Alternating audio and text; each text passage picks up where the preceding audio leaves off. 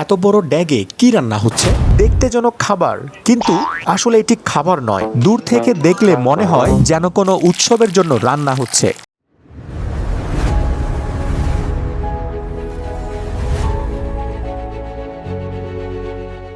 বিশাল চুলার উপর ফুটছে ঘন এক মিশ্রণ। কি মনে হচ্ছে আমি এখন কি খিচুড়ি বানাচ্ছি? কারিগররা ঘন্টার পর ঘন্টা নেড়েই চলছেন।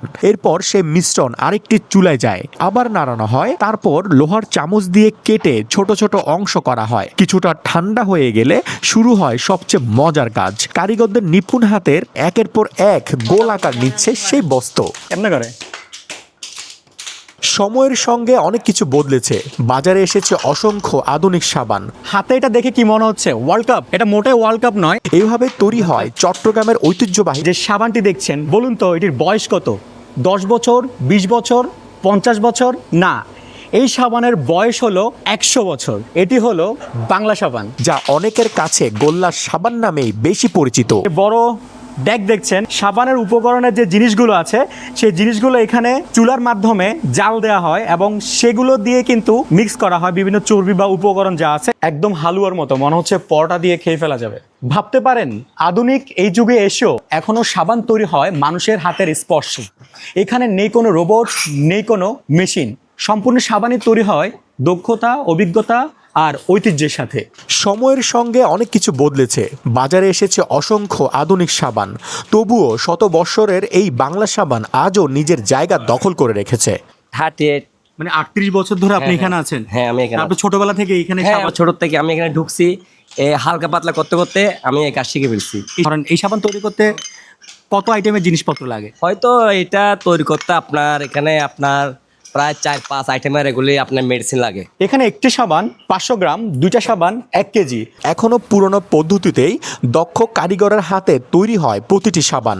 অবিশ্বাস হলো সত্যি, এই সাবানের বয়স 105 বছরের বেশি পুরনো। কিন্তু মজার বিষয় হলো এই সাবান এখনো সেভাবে তৈরি করা হয় যেভাবে তৈরি করা হতো ব্রিটিশ আমলে। কাপড় পরিষ্কার করা থেকে শুরু করে নানা কাজে আজও অনেক মানুষের ভরসা এই গোল্লা সাবান। একটা প্রশ্ন হলো, বাজারে শত শত ব্র্যান্ডের সাবান থাকার পরও বর্তমান যুগে এসে মানুষ কেন এই গোল্লা সাবান ব্যবহার করে? চলুন খুঁজে বের করি। সব থেকে বাংলা সাবান অনেক উন্নত, কাপড় পরিষ্কার হয়। পাউডারগুলো দিয়া হাত নষ্ট হয়ে যায়, কাপড় নষ্ট হয়ে যায়। এটা দিয়ে নষ্ট হবে না, পরিষ্কার হবে। কাপড়ও নষ্ট হবে না? না না, নষ্ট হবে না। ওইটা দিয়ে বিভিন্ন পাউডার দিয়ে কাপড় মজালে এটা কাপড় লং জ্বলে যাবে, কাপড়ের টেম্পার কমে যাবে। এটা দিয়ে টেম্পারও কমবে না, হাত হবে ক্ষতি হবে না, ওইটা দিয়ে হাত ক্ষতি হবে। এটি হলো বাংলা সাবান বানানোর একটি প্রক্রিয়া। এখান থেকে মূলত বাংলা সাবানটাকে মিক্স করা হয়, খাবিরটাকে নরম করা হয়, তারপরে কিন্তু গোল্লা গোল্লা করে সাবান বানানো হয়। কিন্তু আমার কাছে আসলে এখন খিচুড়ি বানানো না। আমরা এখন এমন একজনের সাথে কথা বলবো এই বাংলা সাবানের সাথে জড়িত, বানানোর কাজে জড়িত। কেমন আছেন? আছি, ভালো আছি, আলহামদুলিল্লাহ। কত বছর ধরে আপনি সাবান বানাচ্ছেন? আমি আজকে প্রায় দীর্ঘ 5 বছর হইতে। এটার নাম তো মূলত বাংলা সাবান, তাই না? কেমন লাগে এই যে গোল্লা গোল্লা সাবান? আমরা তো সাবান দেখি যে লম্বা লম্বা, এটা তো গোল্লা গোল্লা সাবান। এটা গোল হয়, এটা গোল হয়। এখানে মিক্সার করে বাড়িতে তুলবো, বাড়ির থেকে তুলে নিচে বিলে রাখবো, এই থেকে নিয়ে শক্ত হলে ফিটিয়ে গোল করবো। এই হিসেবে এক কড়াই সাবান বানাতে প্রায় 3 ঘন্টা লাগবে। 3 ঘন্টা। এই সাবান বানাতে গিয়ে কখনো কোনো সমস্যার সম্মুখীন হতে হয়েছেন? অবশ্যই, এটা তো রিক্সের কাজ তো হতে হয়। সময় একটু দুর্ঘটনা ভয় লাগে না? ভয় লাগলেও কি করবো, কাজ তো করতে হবে। গরিব ছেলে হিসেবে কাজ করে ভাত খেতে হবে না?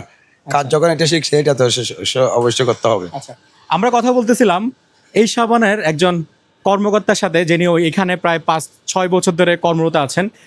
ওনাদের হাতের সুনিপুণভাবেই মূলত এই গোল্লা গোল্লা সাবানগুলো হয়ে থাকে। আমরা যেটা সব সময় কাপড় ধোয়ার কাজে ব্যবহার করে গোল্লা সাবান, যদিও আজকাল এই সাবানটি শহরে তেমন একটা ব্যবহার হয় না। এই সাবানটি ব্যবহার হয় বিভিন্ন গ্রামে বা বিভিন্ন বিয়ে বাড়িতে। এই গোল্লা সাবানের ব্যবহার বেশি আমরা দেখে থাকি।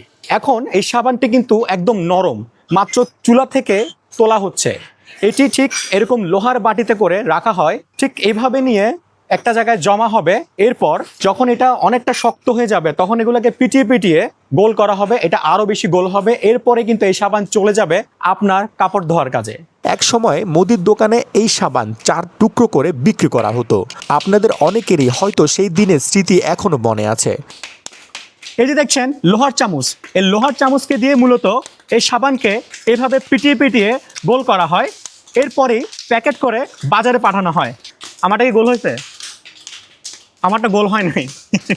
আপনাদের কাছে প্রশ্ন, আপনারা কি কখনো এই সাবান ব্যবহার করেছেন, কিংবা এই সাবান নিয়ে কি কোনো স্মৃতি এখনো কি আপনাদের মনে আসে? তা অবশ্যই কমেন্টসে জানাবেন। একটা সাবান একটা কারখানা আর 4 প্রজন্ম টিকে থাকা একটি ব্যবসা। এটা শুধু একটি পণ্য নয়, এটা আসলে একটা সময়ের সাক্ষী। আমি মোহাম্মদ জুবেল, আপনারা দেখছেন চিলেকোঠা। জানালার ওপারের গল্পে আবার দেখা হবে নতুন কোনো ইতিহাস, ঐতিহ্য কিংবা হারিয়ে যাওয়া গল্প নিয়ে। ততক্ষণ পর্যন্ত ভালো থাকুন, সুন্দর থাকুন, সুস্থ থাকুন, দেশকে ভালোবাসুন। ধন্যবাদ।